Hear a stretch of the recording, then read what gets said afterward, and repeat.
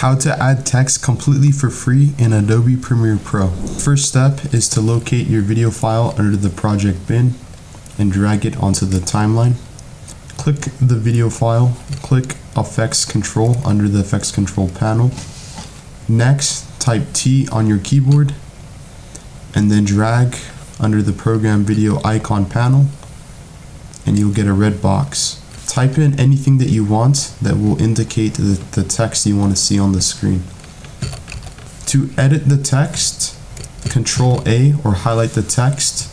Under Effects Control, locate where it says Text, click the drop down arrow, center the text, make the text larger or smaller, click Vector Motion, and then click on the text to edit. And this is the before. And this is the after. A bonus tip: to add in an effect with the text, locate where you want to add in the effect. In this case, it's the beginning of the video.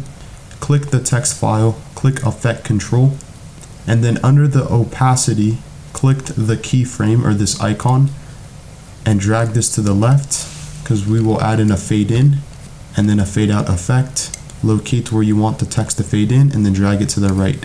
And this is the before, and then now this is the after.